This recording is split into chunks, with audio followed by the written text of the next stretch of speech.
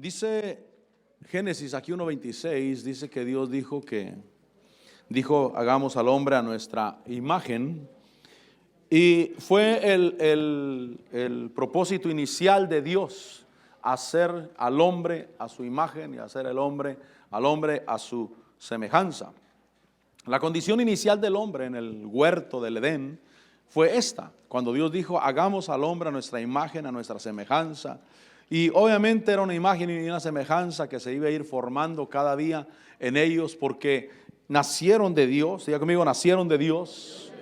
Y en ese nacimiento de Dios empezaron a crecer y a ser formados en la semejanza del Señor. El propósito era ese, dice el versículo 27, que creó pues Dios al hombre a imagen suya, a imagen de Dios los crió, varón y hembra, y los bendijo. Y entonces los creó obviamente con dominio, los creó con la facultad de ejercer dominio, de dominar. El hombre en el huerto no tenía decadencias como las que el hombre tiene el día de hoy en la tierra. El día de hoy el hombre se enfrenta a sus decadencias, a sus debilidades, tanto físicas como emocionales y espirituales. Pero Dios lo hizo completo al hombre, simplemente iba a desarrollar. Yo siempre digo esto, es como un niño cuando nace. Un niño cuando nace está completo. No le faltan brazos, no le faltan pies, no le faltan ojos, no le faltan oídos. El niño está completo, sin embargo, debe de crecer. Eso es lo que va a suceder en su vida, crecer. Y cuando el hombre estuvo en el huerto, él estaba completo, solamente necesitaba desarrollar de manera que se pareciera cada vez más a Dios en sus atributos. Fue la idea inicial de Dios, crear al hombre a su imagen y a su semejanza. Ahora, dice Colosenses 1, porque yo lo que quiero decirles que Dios todavía tiene ese propósito. Todavía tiene el propósito de que el hombre alcance esa imagen, porque el hombre la perdió en el huerto a causa de pecado. Dios le dijo que no comieran del árbol del conocimiento del bien y del mal, porque el día que de él comieran ciertamente morirían. Y cuando el hombre comió del árbol del conocimiento del bien y del mal, él murió espiritualmente. Como alguien dijo, fue un nuevo nacimiento, pero al contrario. Es decir, que nosotros estábamos muertos en delitos y pecados y nacimos a la vida. Y él estaba vivo. Y cuando pecó, él murió. Fue un nuevo nacimiento, pero hacia la muerte. En lugar de ser un nacimiento como el nuestro, él tuvo un nuevo nacimiento, pero al contrario, hacia la muerte. Ahora, el Señor Jesús, dice aquí Colosenses 1, versículo 15, cuando habla del Señor Jesús, mire lo que dice: Él es la imagen del Dios invisible, el primogénito de toda creación. Él es la imagen, Jesús es la imagen a la cual nosotros vamos a ser moldeados. Nos debemos de parecer al Señor Jesús. Alguien dijo que el Señor Jesús es el prototipo de un modelo que Dios creó para crear a los demás, y puso este ejemplo. Cuando una compañía de autos crea un auto, este predicador dijo, por ejemplo, la Raptor, creo que se llama Raptor, la Ford, la pickup. Dijo, cuando hicieron esa pickup, la hicieron con los mejores componentes. Creo que él tenía una, por eso le echaba muchas flores a esa pickup. La hicieron con los mejores componentes, y cuando la hicieron, la probaron. La probaron en el campo, la probaron en los zanjones, la probaron en las barrancas, la probaron en las piedras, la probaron a una velocidad excesiva, la probaron en calor extremo, la probaron en frío extremo, la probaron de todo a todo. Y cada cosa que no pasaba, lo arreglaban. Hasta que tuvieron el prototipo perfecto para ellos. Cuando hicieron el prototipo perfecto, entonces ya pudieron hacer todas las demás exactamente iguales a esa que había pasado todas las pruebas y que habían probado cada cosa que le pusieron. El Señor Jesús realmente, Él es el prototipo nuestro. Primero lo hicieron a Él. Primero lo probaron en todo. La Biblia dice que Él fue probado en todo. Y Él pasó cada prueba. Y Él es la imagen del Dios invisible. Él es el hombre perfecto, Él es el Hijo de Dios, el que no tiene fallas, el que no tiene errores. Y cuando Él estuvo perfecto y Él fue a la cruz y murió en la cruz del Calvario y se humilló con muerte y muerte de cruz y se hizo obediente y el Señor lo levantó entre los muertos, lo levantó vencedor. Dios dijo, ya tenemos al prototipo. Ahora debe de haber nuevos nacimientos. Ahora debe de haber gente nueva que nazca de acuerdo a este prototipo que tengo. Él es la imagen a la cual nosotros hemos sido formados y estamos siendo desarrollados en Cristo Jesús. Es decir, que nosotros necesitamos nacer de nuevo. Diga conmigo, nacer de nuevo. Porque si no nazco de nuevo, solamente tengo una nueva religión. Solamente tengo nuevas ideas. Es decir, que si no nazco de nuevo, todavía estoy con la naturaleza vieja. Porque ¿cómo puedo hacer que un burro sea caballo, mi hermano? Solamente que vuelva a nacer. Es la única manera.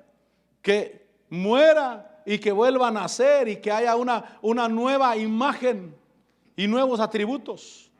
Porque si a ese burro, a ese asno, yo lo visto como caballo, le doy de comer comida de caballo, le compro una caballeriza y todo como un caballo, él sigue siendo burro de cualquier manera. Y es lo que pasa con una religión, que muchas veces cambian al hombre por fuera, pero si no tiene un nuevo nacimiento, sigue siendo el mismo hombre pecador, el hombre viejo todavía. Pero cuando alguien nace de nuevo, ahora puede desarrollar, ahora puede crecer, pero ya tiene en esencia dentro de él el Espíritu de Dios y Dios le dio vida a su espíritu.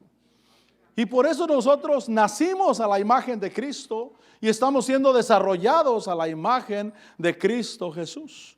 Es la razón que nosotros debemos de confiar en que hay un hijo de Dios dentro del corazón de cada uno, dentro de la vida de cada uno. Porque si no, nos vamos a convertir en una religión llena de mandamientos, llena de prohibiciones y aceptaciones. Y entonces vamos a tener en la iglesia un cartel donde diga no se permite esto y esto y esto y esto, hablando de vida y moral. Por supuesto, podemos poner reglas como no se permiten bebidas adentro del santuario, cosas así. Pero en cuestión de vida y moral no podemos poner reglas porque es el Espíritu Santo dentro de nosotros enseñándonos, hablándonos. Y el nacido de nuevo tiene un nuevo sentido espiritual de lo que es bueno y de lo que es malo. Y necesito yo nacer de nuevo. Y hemos nacido de nuevo. Dice ahí, versículo 15, que Jesús es la imagen del Dios invisible. Diga conmigo, la imagen de Dios. ¿Cuál fue el versículo de Génesis 1:26? Que Dios dijo, creamos al hombre a nuestra imagen y semejanza. Él es la imagen del Dios invisible, el primogénito de toda creación. Porque en Él fueron creadas todas las cosas, tanto en los cielos como en la tierra.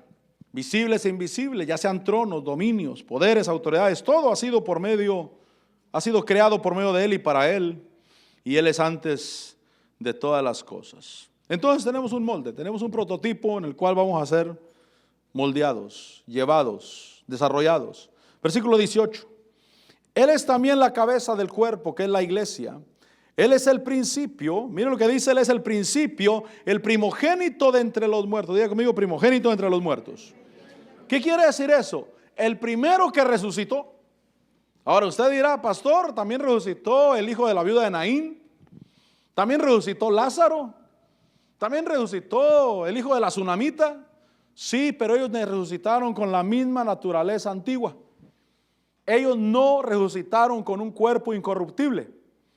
Ellos no resucitaron con un cuerpo glorificado. Ellos resucitaron con el mismo cuerpo viejo que tenían. Y por eso volvieron a morir otra vez. Pero el Señor Jesús es el primogénito entre los muertos, porque Él fue el primero que nació incorruptible. El primero que nació con un cuerpo glorificado. Tanto así que Él no necesitaba abrir puertas para pasar de una recámara a otra. ¿Por qué? Porque tenía un cuerpo glorificado. Por eso Él es el primogénito entre los muertos. Es la primicia para que los demás también alcancemos esa resurrección. Dios quiere que nosotros atesoremos en nuestro corazón que tenemos una resurrección. Dice ahí que Él es el principio, Él es el primogénito entre los muertos Y hay un fin, a fin de que Él tenga en todo la primacía. Él tenía que ser el primero. ¿A cuánto nos gusta ser el primero? Otra vez, ¿a cuánto nos gusta ser el primero?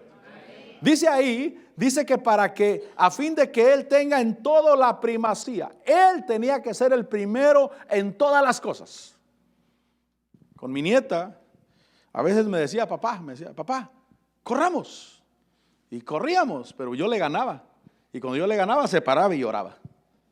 Porque ella quería ganarme. Y entonces yo tenía que dejarla ganar para que ella estuviera contenta. Porque ¿a quién no le gusta ser el primero? ¿A cuánto nos gusta ser el primero? Pero fíjese que aquí dice que Él tenía que ser el primero que resucitara, el primero en poder, el primero en autoridad, el primero en todas las cosas. Dice, a fin de que Él tenga en todo la primacía, o a fin de que Él sea siempre el primero. Versículo 19, porque agradó al Padre que en Él habitara toda la plenitud, o la plenitud de la deidad, la plenitud de Dios. En Él habita Dios completamente, corporalmente Dios habitando en Cristo Jesús. Y si Él es el modelo en el cual nosotros debemos de seguir, Dios quiere habitar en nuestra vida. Dios quiere Él hacer habitación en nuestra vida. Dice ahí, versículo 19, dice, porque agradó al Padre que en Él habitara toda la plenitud, o toda la deidad, o toda la plenitud de la deidad. Dios completamente en Cristo Jesús. Y yo le digo, Señor, si yo tengo que tener tu imagen y tu semejanza, Dios debe estar en mi vida. Porque a veces los demonios quieren habitar, no, a veces siempre, quieren habitar en los cuerpos, en las vidas. Y yo tengo que tener cuidado con lo que como. Con lo que como físicamente, pero sobre todo con lo que como espiritualmente y emocionalmente. Tengo que saber a qué me expongo yo. Mire, yo doy gracias a Dios por las universidades en la tierra. Pero desafortunadamente algunas universidades les han llenado la cabeza de ideas y de ideologías malas a los jóvenes. Y de ahí salen los guerrilleros, y de ahí salen los que se oponen al gobierno. No crean que salen de un lugar que no conocen, no, ellos tienen conocimiento. Pero muchas veces fueron las universidades o la instrucción secular la que les llenó el corazón. Por eso hay que ir a la universidad. ¿Cuándo dicen amén?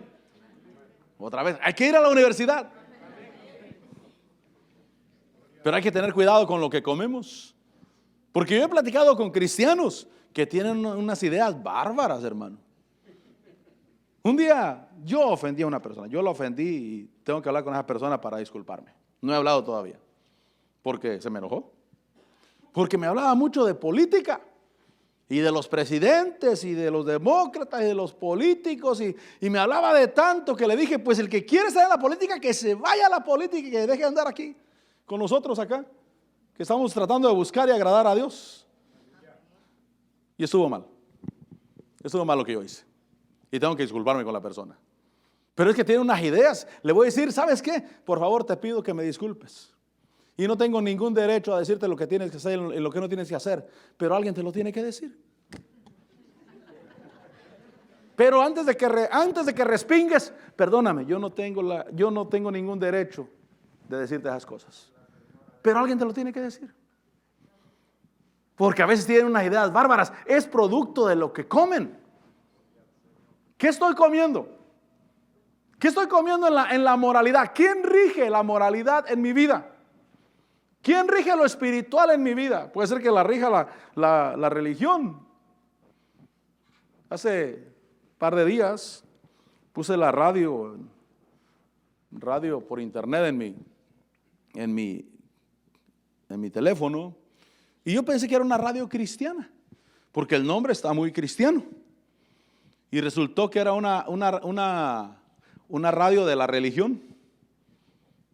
Y qué bárbaro, qué ideas tienen, hermanos, en cuanto a lo espiritual. Me dijo mi esposa, cámbiale esa cosa. Pero a veces las ideas que tenemos en la religión es producto de eso, de religión, no de relación con Dios, no de relación con el Señor.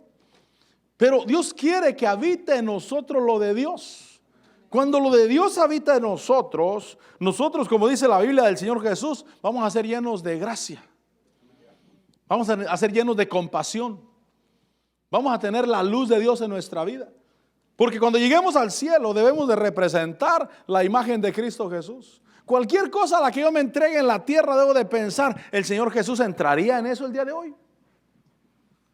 Yo no estoy en contra de que obviamente que los cristianos entren a la política, amén, que buena falta hace por tanto tranza que hay ahí.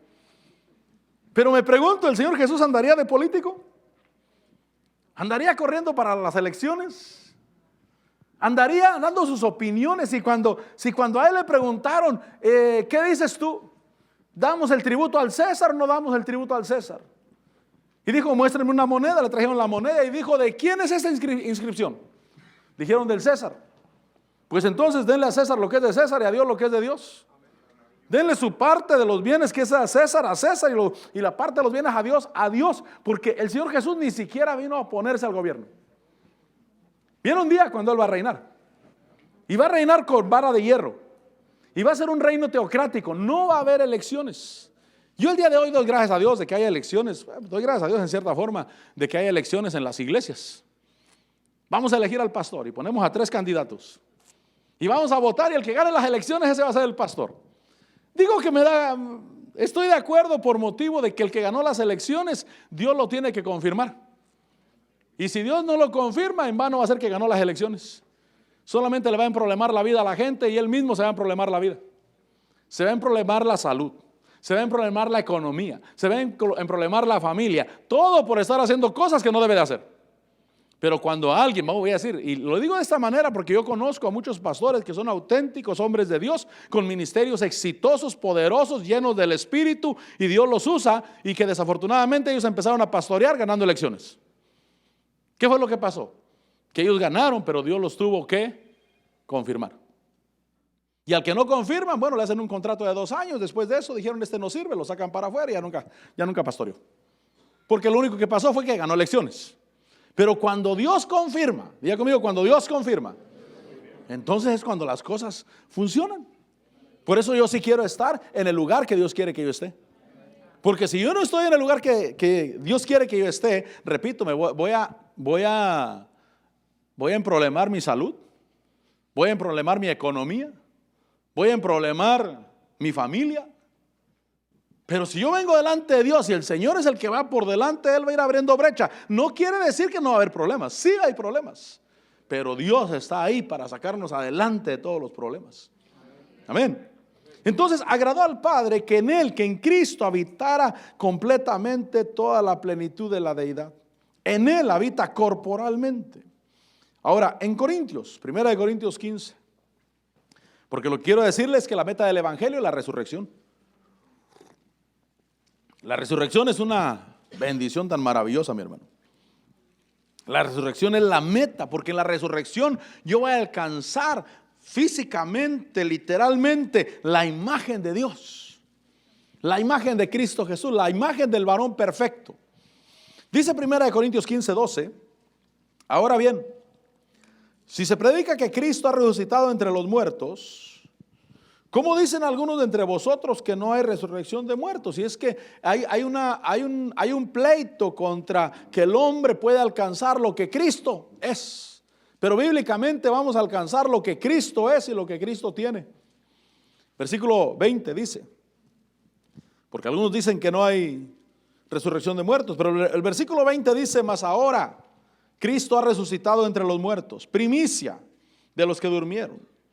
Versículo 21, porque ya que la muerte entró por un hombre, también por un hombre vino la resurrección de los muertos. Y dice, porque así como en Adán todos mueren, también en Cristo todos serán vivificados. Entonces hay una meta del Evangelio, es la resurrección, es el cuerpo glorificado, es el cuerpo de poder. Dios nos tiene bien en la tierra, cuando dicen amén. Y la bendición es nuestra. Y seremos prósperos cada día y yo estoy bien y estaré mejor porque Dios está conmigo. Pero la meta del Evangelio es la resurrección. La meta del Evangelio es alcanzar la estatura del varón perfecto. Por eso cuando caminamos en el Evangelio no nos medimos con el hermano, nos medimos a ver qué tanto doy a la estatura de Cristo Jesús. ¿Cómo es Él? ¿Qué es lo que tiene Él? ¿Cómo piensa Él? Por eso yo sí en muchas cosas pienso, ¿qué haría el Señor Jesús en esta situación?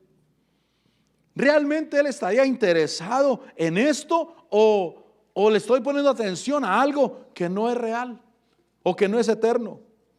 Cristo ha resucitado entre los muertos. La meta del Evangelio es nuestra resurrección.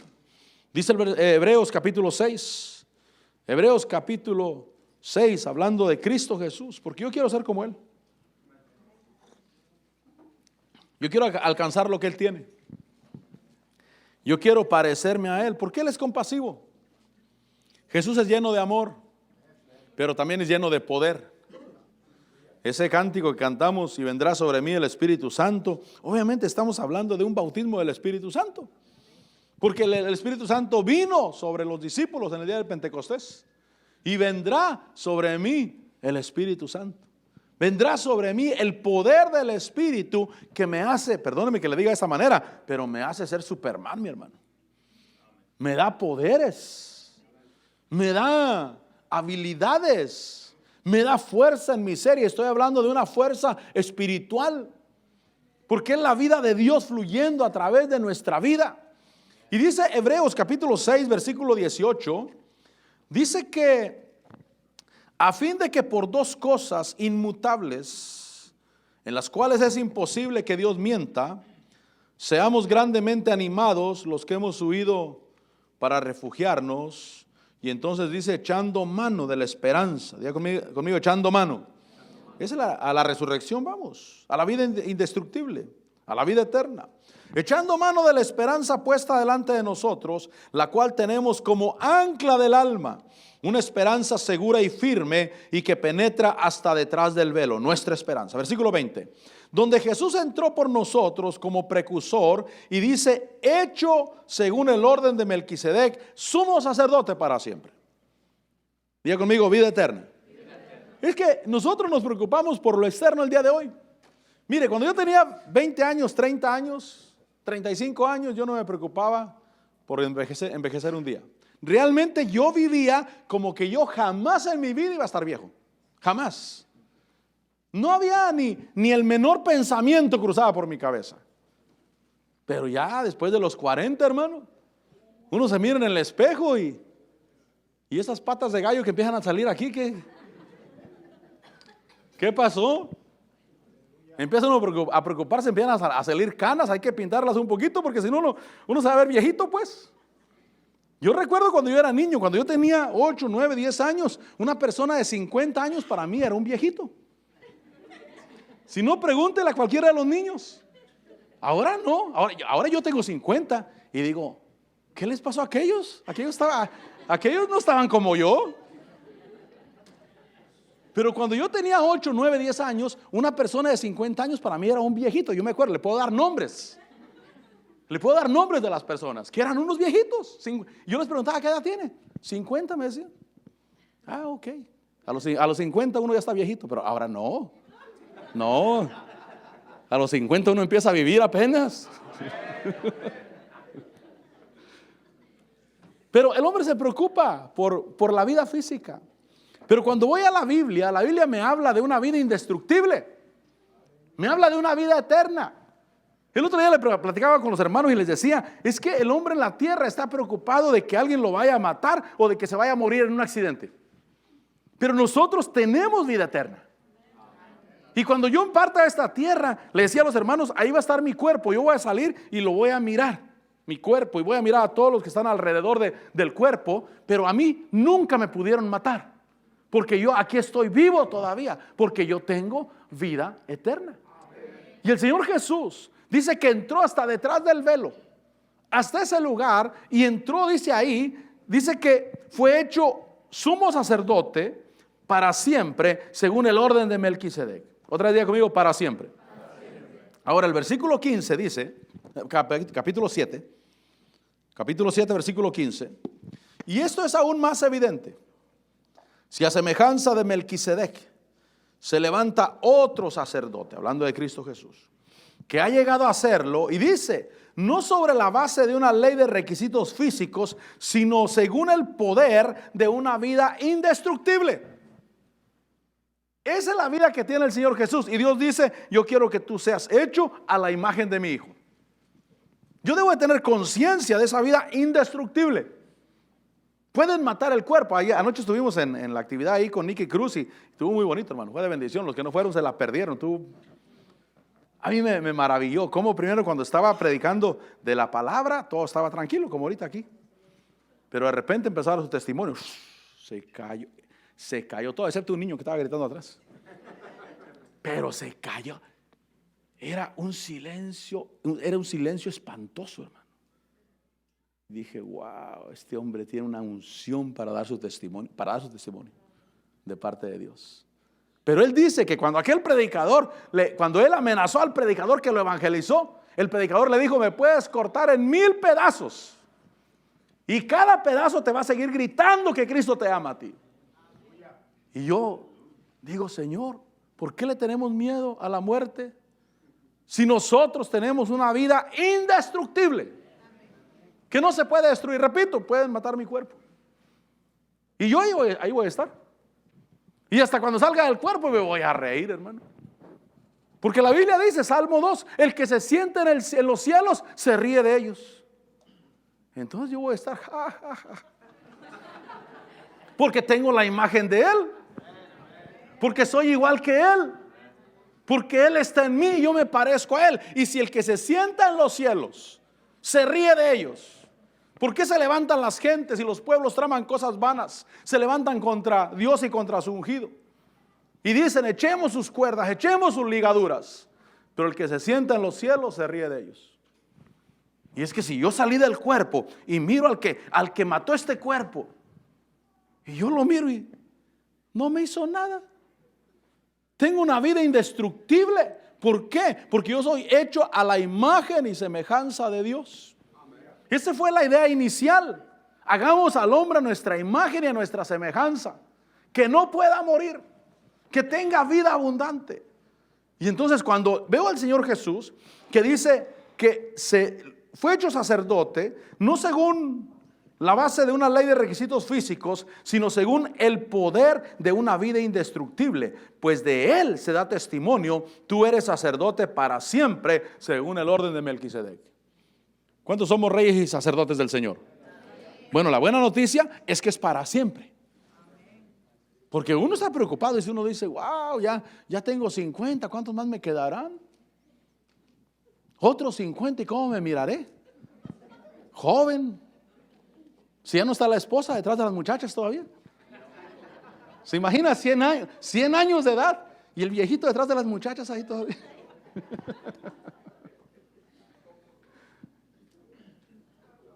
El hombre se preocupa en la tierra. ¿Cómo voy a estar? ¿Cómo voy a hacer? Pero fíjese que según la Biblia, nuestro sacerdocio es indestructible. Y es para siempre. Es para caminar para siempre. Pero mi esposa me va a durar muchos años, gracias a Dios.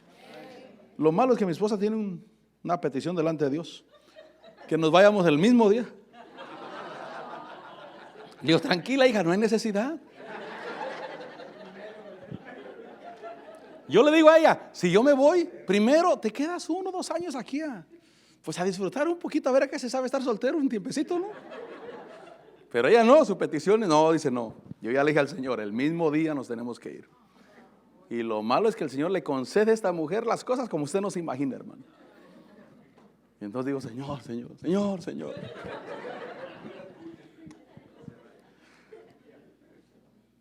Pero tenemos vida eterna. Y es un sacerdocio para siempre. Dice Efesios 1:5. Efesios 1:5.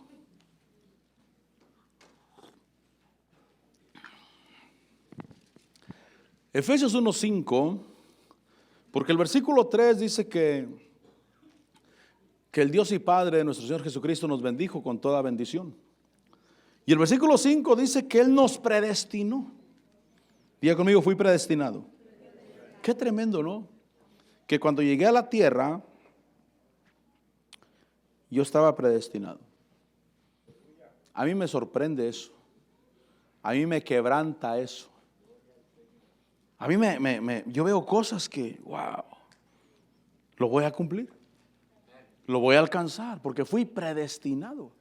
Dice el versículo 5, nos predestinó para adopción. O sea, nos predestinó para ser como Él. Dice que nos predestinó para adopción como hijos para sí, mediante Jesucristo, según el beneplácito de su voluntad, dice, para alabanza de la gloria de su gracia, dice ahí ese versículo. Dice, para alabanza de la gloria de su gracia, que gratuitamente ha impartido sobre nosotros en el amado. Entonces la predestinación es para ser hijos, es para ser como Él, a su imagen y a su semejanza. Ese fue siempre el propósito. Es decir, que si Él dijo, mira, yo quiero que tú seas mi hijo, quiero que te parezcas a mí. Él no dijo, quiero que seas mi hijo y te parezcas al vecino. No, quiero que seas mi hijo y que te parezcas a mí. Que tengas mis atributos. Que lo que yo tengo, que así como soy yo. Nosotros, como dijo alguien, somos leyendas en nuestra propia mente. Y a veces le exigimos a los hijos de más porque queremos que sean como nosotros. Y a veces decimos, hijo a tu edad, hijo. ¿Cuándo hemos dicho a los hijos? Cuando mis hijos tenían 15, hijo, yo a tu edad, papá. Yo no pedía que me dieran, solo que me pusieran donde hay. Nada más. Eso era suficiente para mí. Y queremos que los hijos se parezcan a nosotros. ¿Cuánto no más Dios? ¿Cuánto no más Dios? Que dice, me predestinó para ser hijo. Un hijo adoptado, pero un hijo que se parece a Él. Dice Romanos capítulo 8. Así es que crezcamos a la imagen de ese Dios todopoderoso.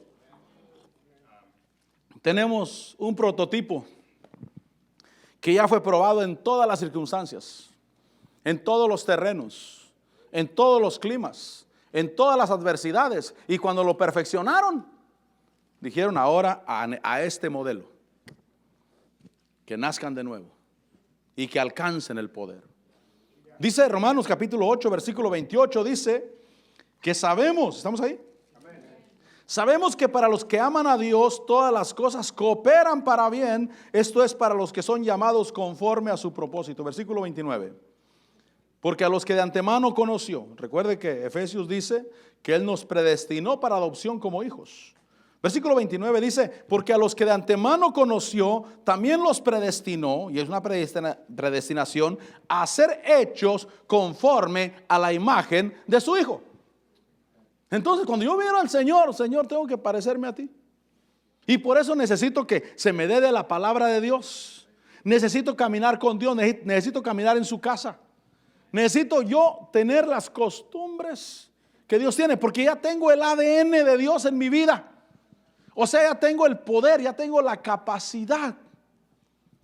Mire, los talentos se heredan. ¿Sabe que los talentos se heredan? Yo veo a mis hijos tocando, tocando el bajo, el piano, y veo que se ponen a cantar. Y yo digo, de plano el talento se hereda. Eso viene de nacimiento. Pero si alguien lo tiene y no lo desarrolla, y por eso, Señor, yo sí quiero desarrollar. Porque yo fui predestinado, yo ya tengo el ADN en mi vida. Cuando nací de nuevo, tengo el ADN en mi vida, ya tengo el poder, la fortaleza en mi vida. Y yo fui predestinado, según ese versículo 29, dice que me predestinó para ser hecho conforme a la imagen de su Hijo, para que Él, el Señor Jesús, sea el primogénito entre muchos hermanos. Parecernos a Él, otra vez diga conmigo, parecernos a Él. Porque Dios dijo, hagamos al hombre a nuestra imagen y a nuestra semejanza. Y entonces el hombre pecó y se perdió la imagen y la semejanza. Y cualquiera diría, ya se perdió eso. No, no se ha perdido. El Señor Jesús vino a buscar y a rescatar lo que se había perdido. Y ahora nosotros estamos creciendo en esa imagen. Miramos al Señor Jesús. Señor, yo quiero ser como tú. Y se está formando en mi vida. Es un crecimiento. Ahora, algo más que tiene el Señor. Isaías capítulo 11. Isaías capítulo 11. Versículo 1. Dice, y brotará un retoño del tronco de Isaí, hablando del Señor Jesús, y un vástago o una rama de sus raíces dará fruto. Y entonces dice que hay 7 espíritus. Diga conmigo, 7 espíritus. Mire, ¿por qué parecernos al Señor? Y el primer espíritu dice que reposará sobre él el espíritu del Señor. Diga conmigo, el espíritu del Señor. Y es el espíritu de señorío, espíritu de seguridad, espíritu de poder, o el espíritu de seguridad, pues, porque hay un espíritu de poder. Espíritu de seguridad. Por eso, si tú eres inseguro, renuncia a eso. Y di, el espíritu de Dios debe estar en mi vida. Porque la inseguridad nos hace inestables. Reposará sobre él el espíritu del Señor o el espíritu de señorío. Por eso, si tú eres de los que dicen, no, a mí no me gusta señorear o no me gusta desarrollar nada, mejor prefiero que otro y yo ayudo a otro, amén, por el buen corazón. Pero cuando se trata de que Dios te da, nos pasa a los seres humanos. La mayoría de pastores que yo conozco dicen, yo no quería ser pastor. Yo mismo, Señor, si quieres lavo baños, Señor. Yo lavo baños, yo trapeo, Señor, pon a otro, Señor. Y Dios dice, ¿vamos a discutir? ¿Crees que yo me equivoco? ¿Crees que yo no sé lo que hago? Ah, perdona, Señor. Perdón. Y entonces tuve que sacar ese pensamiento de que, a mí dame una escoba, Señor, con eso soy feliz yo. Qué bueno que seas feliz con una escoba. Fray escoba. Pero Dios quiere que tengas espíritu del Señor. Espíritu de señorío. Lo segundo dice que es el espíritu de sabiduría. Y es el espíritu que te hace actuar con sabiduría. Yo le voy a decir la diferencia entre el que está próspero económicamente y el que nunca prospera económicamente. Es una sola palabra, sabiduría. Nada más. Porque van y se echan unos tremendos compromisos económicos. Estoy hablando de cosas literales, mi hermano. Unos tremendos compromisos económicos, quieren traer el teléfono más nuevo y el que tenían está en perfectas condiciones y se echan unos compromisos y no les interesa cuánto cuestan las cosas, nomás de cuánto va a ser el pago. Y se echan unos tremendos compromisos económicos que después tienen grandes problemas y tienen problemas económicos simplemente porque no tienen sabiduría. Entonces, cuando yo vengo delante del Señor y me quiero parecer a Él, Él dice, yo tengo espíritu de señorío, pero también tengo espíritu de sabiduría. Señor, dame sabiduría, Señor. Porque, mire mi hermano, el inteligente siempre acaba trabajando para el sabio, siempre. Puede ser que el sabio no sepa ni leer ni escribir. No sabe leer ni escribir, no sabe inglés, no tiene papeles y es patrón del que sabe inglés, sabe leer y escribir y tiene ciudadanía americana. ¿Por qué pasa eso? Que el que no sabe inglés, no sabe leer ni escribir y no tiene documentos legales es el patrón del que tiene ciudadanía americana. Aquí nació en Estados Unidos, obviamente, y tiene todas las ventajas. La diferencia se llama sabiduría. Sabiduría. Señor, dame sabiduría, Señor. Dame sabiduría. Porque si el carro vale $5,000, yo no quiero pagar 10,000 por él. ¿Sabe qué eso nos pasa? Compramos el carro que vale $5,000, pero nosotros pagamos 10,000 en pagos. Y porque teníamos una prisa que ya lo queríamos, pero ese día te decían, espérate, todo a su tiempo. No, yo ya lo quiero. Ándale pues, dale pues. ¿Y qué nos pasa? Que estamos en problemados. ¿Cuánto nos queremos parecer al Señor? Yo quiero parecerme al Señor. Yo me doy cuenta porque mi economía prospera, no tanto porque yo gane tanto dinero, sino porque, Señor, dame sabiduría. Yo no quiero acabar pagando lo que no debo de pagar. Sabiduría. Lo tercero, inteligencia. Dice que también habrá espíritu de inteligencia y obviamente necesitamos también, que la cabeza camine, ¿verdad? Saber hacer cuentas. Ya si le dicen, ¿cuánto es 2 más 2? 6. No, te falta inteligencia. Sáquese de la mente eso de que yo no sé. Sáquese eso de la mente. No, es que yo no sé. Mira, el problema en los matrimonios a veces es que uno de los dos se ata. No, yo no sé, hazlo tú. Y el otro tiene que cargar con todo, mi hermano. Ya cuando es el esposo o la esposa el que tiene que hacerle todos los updates a su teléfono, todos los updates a su reloj, No, es que yo no sé, dice. Pues aprende. Aprende. Inteligencia. Espíritu de inteligencia. Se ríe y no sé por qué. No sé si de repente mi cara se volvió muy chistosa. Inteligencia. Espíritu de consejo. Espíritu de consejo. ¿Cómo lo hago para aconsejar? Yo le voy a decir la llave para aconsejar. Aprenda a oír.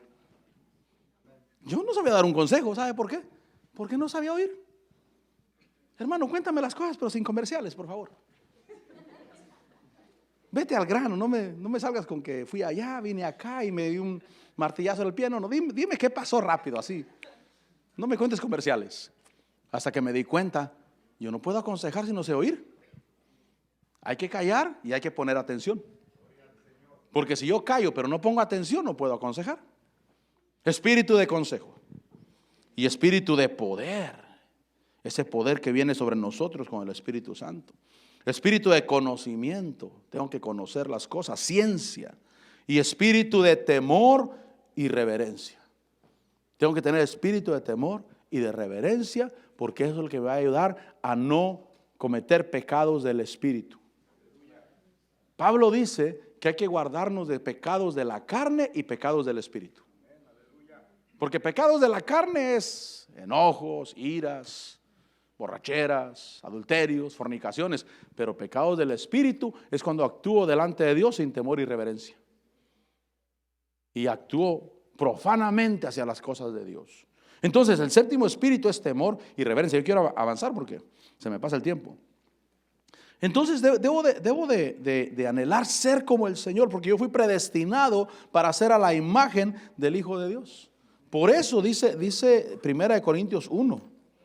1 Corintios 1:30. Dice que Cristo Jesús se hizo para nosotros. Se hizo para nosotros. 1 Corintios 1:30. Déjelo encuentro porque yo soy el que tengo aquí las hojas pegadas de la Biblia, hermano. Dice ahí, mas por obra suya. 1 Corintios 1:30. Mas por obra suya estáis vosotros en Cristo Jesús por obra de Dios, el cual se hizo para nosotros. Y ahí dice que se hizo sabiduría de Dios, se hizo justificación, se hizo santificación y se hizo redención. Es decir, que yo sí puedo tener estas cosas en el Señor y debo de anhelar ser como Él. Por eso te aconsejo algo importante: camina con el Señor. Diga conmigo, caminar con el Señor. Por eso qué bueno que vienes a la iglesia. Pastor, pero sus mensajes ya me los sé de memoria. Qué bueno, te felicito. Te felicito, porque un día te van a hacer un examen allá en el cielo. Y si repruebas, yo le voy a decir: Señor, Él me dijo que allá hasta se lo sabía de memoria. Que por eso ya ni a la iglesia iba si quiere. Señor, yo sí quiero caminar en tu camino, porque quiero aprender a adorar. Porque se imagina, llego al cielo y no sé adorar, mi hermano. Llego al cielo y no conozco cuál es la voluntad de Dios. Aquí está la voluntad de Dios. Y por eso nos reunimos para alabar a Dios y para escuchar la palabra del Señor. Ahora, yo trato de ir cerca de terminar. Apocalipsis capítulo 1.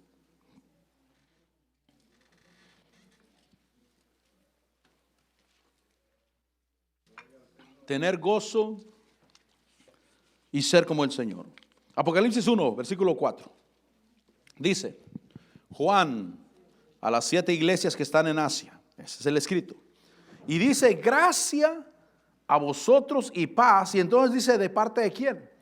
De Cristo Jesús. Diga conmigo: de Cristo Jesús. De aquel que es, que era y que ha de venir. Y no solo de eso, sino de los 7 espíritus que están delante de su trono. ¿Qué miramos en Isaías 11:1? Los 7 espíritus de Dios.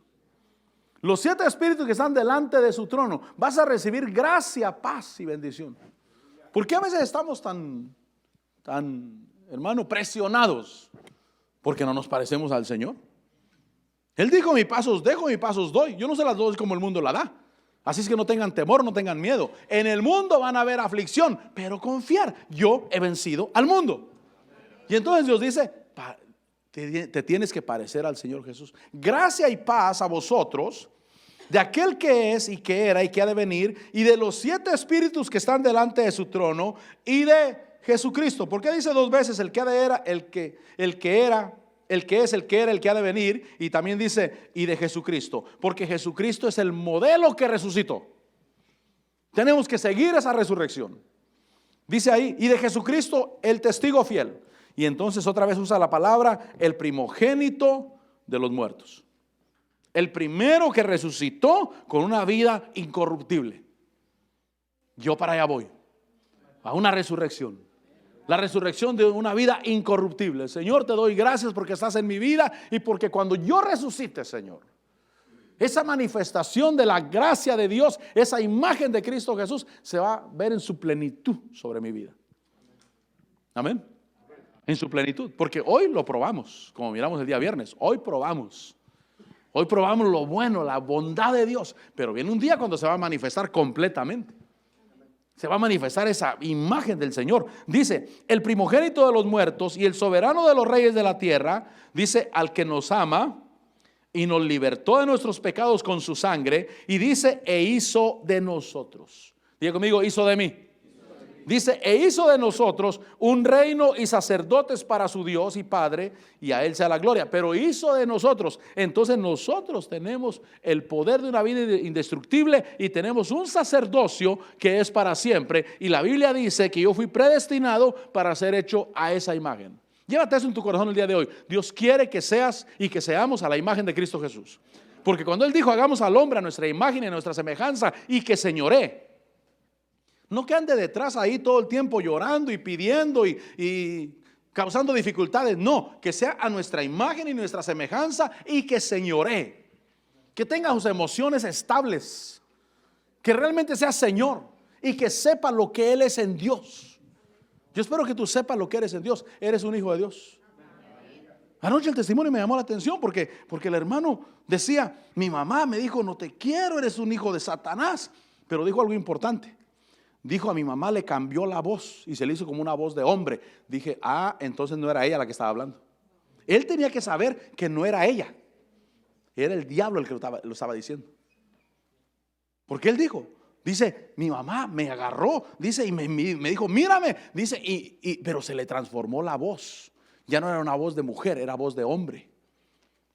Y dijo, no te quiero, eres un hijo del diablo. Y dijo palabras que me marcaron toda la vida. Pero cuando él dijo, le cambió la voz a mi mamá, dije, él lo único que tenía que saber es que no era su mamá la que lo estaba diciendo. No era su mamá. Por eso a él hubiera sido más fácil todavía perdonar a su mamá. Pero él no conocía a Dios. Él no conocía el reino espiritual. Él no conocía el mundo espiritual. Y cuando le cambió la voz, era el diablo hablando a través de la mamá. Porque dice, mi mamá era bruja, dijo, mi papá era un sacerdote satánico.